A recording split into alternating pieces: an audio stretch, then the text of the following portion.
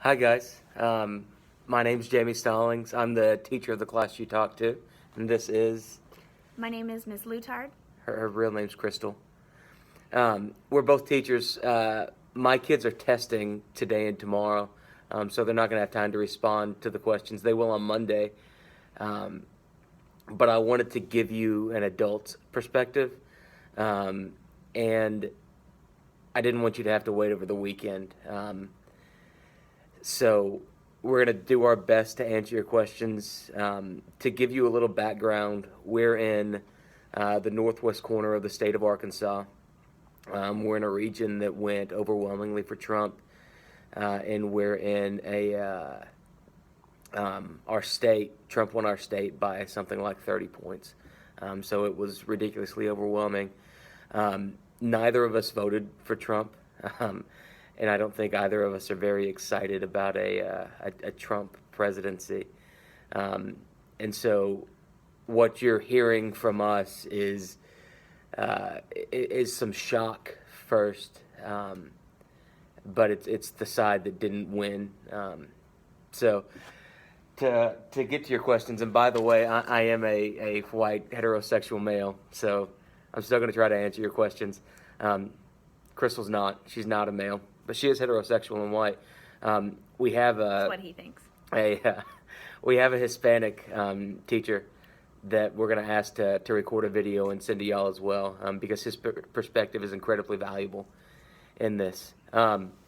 So the first question was about the Iranian and Saudi relationship and just the state of the Middle East. And so just to preface this, I think my general answer and my general feeling right now, I'm very nervous about a president that in the last 3 days of his campaign had his Twitter account taken away from him by his aides because he can't play nicely with others. But the Saudis are already upset with us because we passed a law and overrode a veto that allows our citizens to sue the Saudis now. So for what that's worth, and sue over alleged involvement in the 9/11 terrorist attacks. So for what that's worth, the Saudis are already angry with us, and Trump has said multiple times that he wants to tear up the Iranian nuclear agreement. And so the Iranians don't really like us either, though I'd imagine they're having a good laugh the past couple days at the state of the American political system. But I think our relationships with other countries in general is likely going to deteriorate. Trump has expressed, and the folks that have elected him have expressed a desire to be more isolationist, and to look inward more. And I think you're going to see some of that in American foreign policy. I don't think that's a good thing. And he also says crazy things, and I think he's going to say crazy things and realize that as the president of the United States, saying crazy things is not great. You have anything to add to Syria and Russia? I have absolutely nothing. Okay, I thought so. So I'm gonna let her talk mostly about the white heterosexual male and how they feel about it.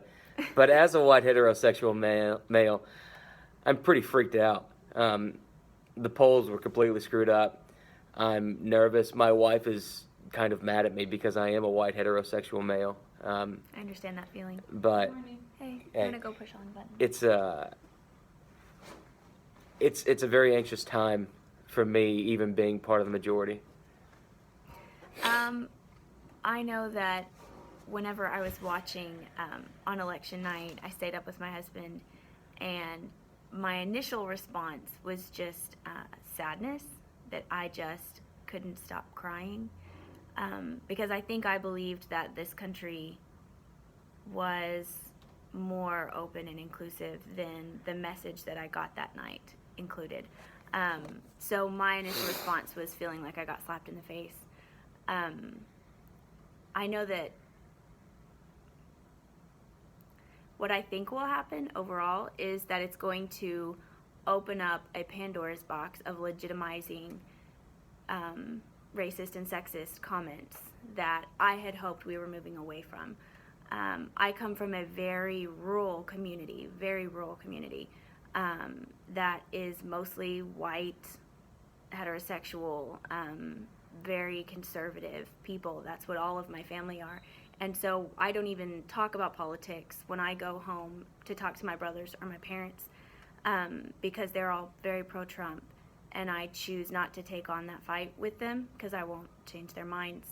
But it hurt my feelings the whole way through. I'm concerned more about the division. I'm concerned that people who feel very strongly for one side and people who feel very strongly for the other side are now going to be fighting.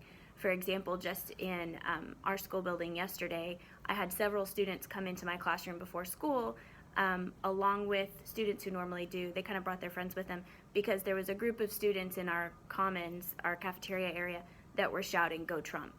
And they felt all of that hate that came along with it. They felt the sexism, they felt the racism, they felt the, the very inclusive, white male is what's most important message that came with just the words "Go Trump." And it could have been that the students meant none of that hate and anger, but it didn't change the fact that my students felt that. The other students felt that. So that's, I think, what I am most concerned about, that it's going to legitimize this message of white men are most powerful, most important, put everyone else down. So I think that's what I'm most concerned about, that all of that. I mean, I'm pretty ticked, though. Yeah. I'm pretty mad. Your next question was, how does this affect women and refugees and everybody that's not me, essentially? And I think both of us yesterday saw. So we have a high minority population at this school. We're a majority minority, and we have something like 60% Hispanic. Mm-hmm. Something like 60% of our students are Hispanic, and a fair percentage of that group are undocumented immigrants.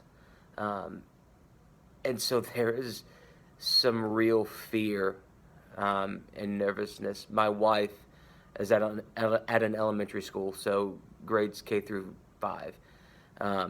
And they had kids in the counselor's office yesterday just in tears. And that's not something that a 6-year-old Hispanic girl should have to deal with. That's not something a 6-year-old Hispanic child should have to deal with. And it's appalling. And I'm getting, like, I can feel my blood pressure rising as I'm talking about it. Yeah, I was sharing with Jamie a story that one of my other students had shared yesterday, that her mom's initial reaction was, "Oh my God, I'm only here on a work visa. What does that mean? Does that, like, I need to go find out everything about it. I need to make sure that, everything's okay." Just the initial panic and the stress and the extra, she's so sure that they're just going to knock on her door and be like, "You get to go back," It doesn't matter that you have kids that were born here. I think for a lot of us, and there are some good people that voted for Trump. I don't think there were. And I think it's important that as a losing side, we look at why he won and what happened. However,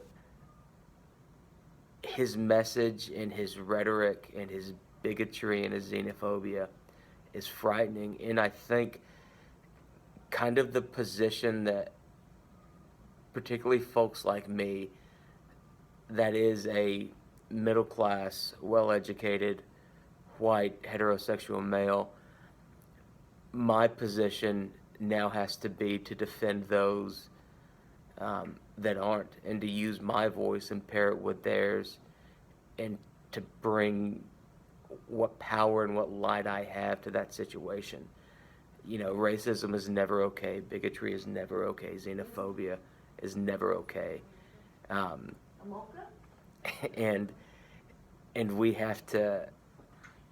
I think those of us that that look like I do, and frankly, those that look like Crystal, have to become voices for the minority now, and can't take. I think there's some hope on the left that Congress will make sense of it, that he's going to hire really smart people. So there's some hope in that. But regardless, you've got a bunch of crazy folks running around screaming "Go Trump" with rebel flags, and that's not okay. Yeah, it's like it gave them a voice they didn't feel like they had before, as though all of a sudden all of that's okay. And it's interesting. I had a student in class whisper to another student, she has a Trump voter face. Matthew, little Matthew. And I was like, what does that even mean? I have a Trump voter face. And the other student goes, well, miss, you're white. And I was like, not everyone that's white voted for Trump, but I can tell you in my classroom, I don't share my political opinions with my students because I don't want to sway them. However, now I'm really regretting that because I feel like because I haven't shared my political opinions, they've been left to just make stereotypical assumptions about me that, in fact, are not true. One of my closest friends is a couple, Vanessa and Jessica, and they are a lesbian couple and have a daughter. And Vanessa is Hispanic, and her wife Jessica went on Facebook and essentially said, please unfriend me. If you voted for Trump, dear God, please unfriend me because I can't do it. I can't look you in the face. I can't have discussions with you knowing you voted for Trump. And my husband was a little upset about that because he wants to see people attempt to come together. He wants to see people attempt to heal. But the problem is there's been so much pain for so long, and the gains that we've made as women, as anything other than a white heterosexual male, are so recent and so new and so full of pain still that if you take those steps back, or at least say you're going to take those back, then there's not enough time yet to heal from that. I really see a lot of this as being very, very pain-filled. Both of us have daughters. I have 3. Her oldest is 11, and she cried. Her youngest is 4. I have a 5-year-old, and my wife's pregnant. And I was embarrassed yesterday morning to tell my daughter who won. I'm embarrassed that a man that uses the kind of language that he does and denigrates women in the way that he does won the presidency. I keep wanting to wake up and think it's a joke. I agree. And it's not. It's it's not. And it's I think there's been a lot of conversation, about the greatness of America, and I don't think we're particularly great. I think we are built on an incredible foundation, and we have some incredible ideals. And I think it's now up to folks to champion those ideals and to champion, free speech and freedom of the press and, the goodness that is America, that inclusiveness, that acceptive, and that's not even a word, that we like other people and want them to come, even though that's not right. the message our country's faced with now. And I feel like part of this is also, I feel all of a sudden like I obviously need to be doing more in my own community to not just say, oh, I am fine with, I love having people come in, but blah, blah, blah. But decided this morning I'm going to go sign up. There's a refugee group in Northwest Arkansas that's trying to help settle refugees in Northwest Arkansas. And I'm going to go volunteer my time and help with that. Because I can see now that unless I am taking those steps forward, I feel like I'm just going to get lumped in with all of the other people that are spreading the hate and animosity, and I don't want to be there. So I'm going to try and do that. We're not even a 250-year-old country. We don't have a lot of common history. All we have that binds us together is this set of ideals. And if we lose those ideals, we lose our identity and we lose our country. And I think now more than ever, it's time. And I don't think the sky's falling. And let me understand that I don't think the sky is falling. And I hope and pray that I think the sky's falling. That the sky isn't falling. But I do think that unless folks stand up for what's right and stand up for, frankly, what's American, that we're going to have a very different country in 4 years. Um, the, the last question was about the wall. Um, no, I don't think he's going to build a wall. I think it's a stupid idea. If the Great Wall of China couldn't keep out the Mongolians, well, Donald Trump's wall isn't. It's just stupid. Um, it's. I agree. Oh God, it's stupid. And I'm hoping that when he gets into office and he sends something like this to Congress, they're They going to laugh at say him? it's stupid, because a lot of the Republicans don't like him. Um, Paul Ryan, who's the Speaker of our House, doesn't like him and probably feels like he has to take a shower because he feels dirty after he talks to him. I don't know. I really hope that the Democrat Party just becomes the most obstructionist, annoying group in the world, and absolutely nothing that he wants done gets done in the next 4 years. Yeah. And that's terrible to say, but so many of his proposals, the only one that I remotely agree with is rebuilding infrastructure. I agree. can get behind I can rebuilding get American behind infrastructure. rebuilding roads and bridges but Not walls. not walls. No, not Never walls. walls. And I'm hoping we don't build a wall on the Canadian border. We do. I If recently so, I'd like bought- to be on the other yeah, side.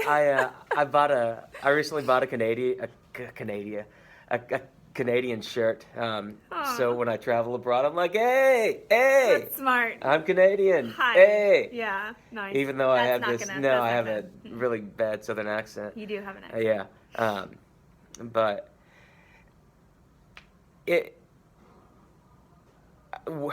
I think we're still in shock. Yesterday,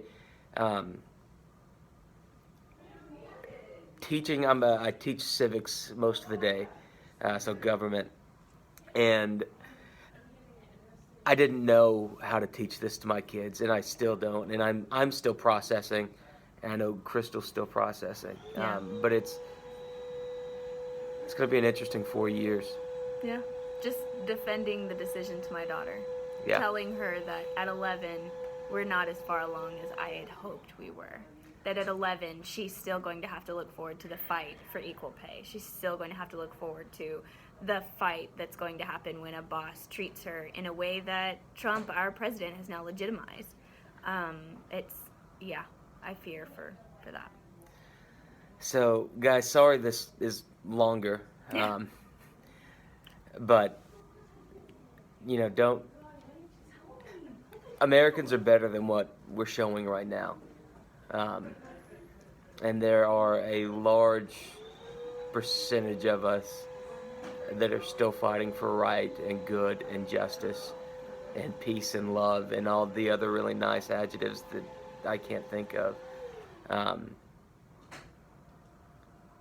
But yeah, I'll send my student responses along, and hopefully we'll have Mr. Laura, Jose, respond to this as well.